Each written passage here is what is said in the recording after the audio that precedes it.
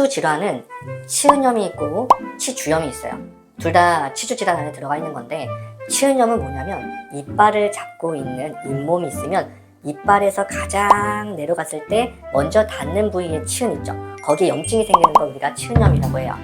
치은염은 치카치카를 해서 다시 좋아지게 만들 수 있는 염증이에요. 그렇기 때문에 발견하자마자 열심히 양치를 하고, 양치하고 나서 티가 좀 난다 하더라도 다음날 또 치카치카를 하다 보면 점점 나아질 수 있는 질환이고요. 치주 질환이라고 하는 거는 여기에 염증이 생긴 게 오래 놔두면 그 속으로 세균들이 들어가서 살게 됩니다. 특히나 원래는 공기를 좋아하는 세균들이 살다가 속으로 들어가다 보면 공기를 안 좋아하는 세균들이 그쪽에 살게 되면서 안쪽에 있는 치주 조직들이 있어요. 치주 인대, 뼈, 그리고 잇몸에 염증을 유발하면서 그 조직들을 소실하게 만드는, 없애주게 만드는 과정들을 치주염이라고 해요. 그래서 이러한 치주염이 발생이 되고 나면 바깥면을 열심히 양치한다 하더라도 이쪽에 있는 염증을 다시 돌아오게 만들 수가 없습니다. 이 치주 질환이 얼마나 진행이 많이 되냐에 따라서 우리는 살릴 수 있는 수술을 할 수도 있고 발치를 해야 되는 수술을 할 수도 있어요. 이 치주염 단계라고 하는 것들이 존재하는데, 치주염의 단계는 크게 4가지로 나눠질 수 있습니다.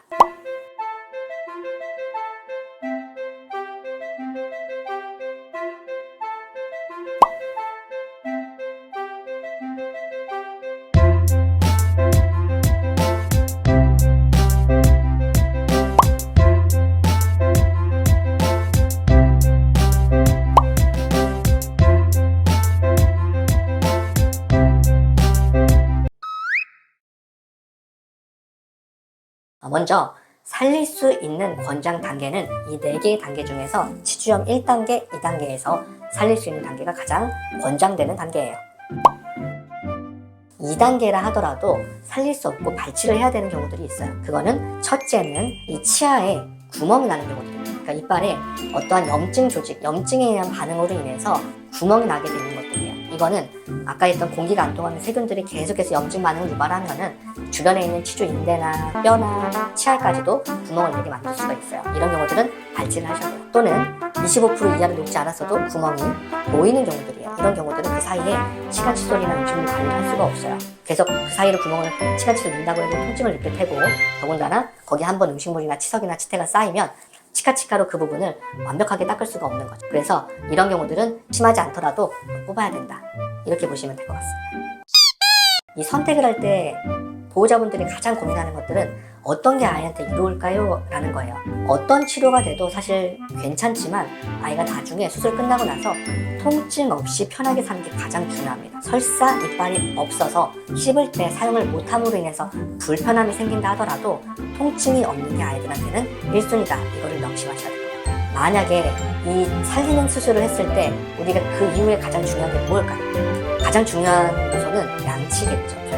처음에도 멀쩡한 치아였는데 그 부분에 지속적으로 치태나 세균이 들어가서 치주 조직이 소실이 된 거기 때문에 수술 이후에는 깨끗하게 치카치카나 두강 위생 상태 관리를 해주셔야 되는데, 이런 관리를 위해서는 3가지가 가장 중요해요. 첫째는 그만큼 좋은 대상이 되는 치아의 단계, 2번째는 보호자분의 양치 숙련도, 3번째는 아이의 양치 협조도겠죠. 이 3개 중에 어떤 것도 충족되지 않으면 깨끗한 두강 위생 상태를 유지할 수가 없다는 거예요. 그래서 반드시 이런 치료를 하기에 앞서서 우리 아이가 양치하기에 적합한 아이인가, 또는 내가 양치를 할 수 있는 여건이 되는가, 이런 것들을 다 고려해서 치료를 선택을 하셔야 되는 거예요.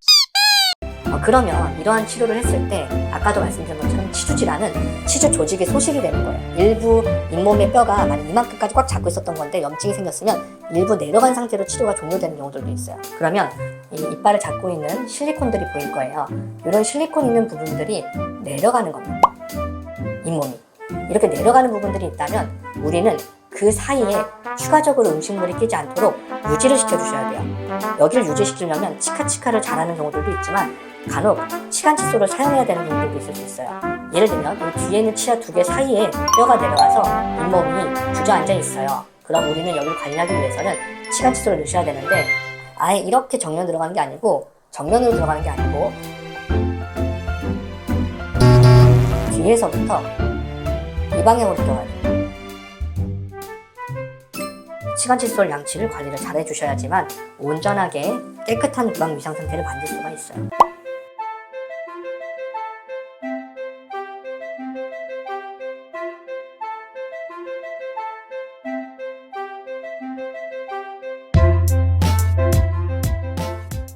좀 어렵죠 사실.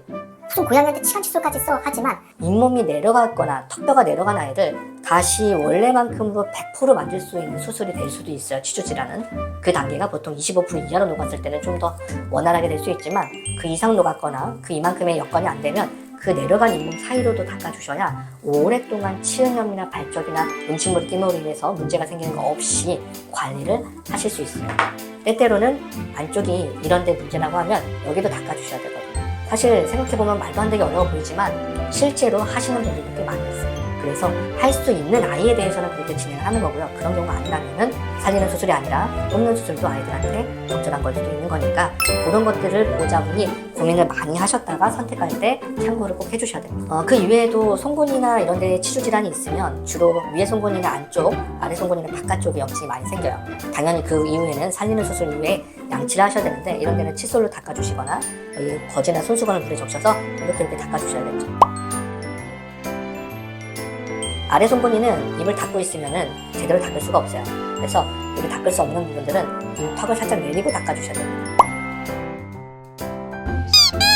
어떤 수술이든 마찬가지지만 뽑거나 없애는 수술들은 수술 이후에 특별하게 할 게 없어요. 근데 살려서 보존하는 수술들은 그 이후의 관리는 굉장히 손이 많이 간다.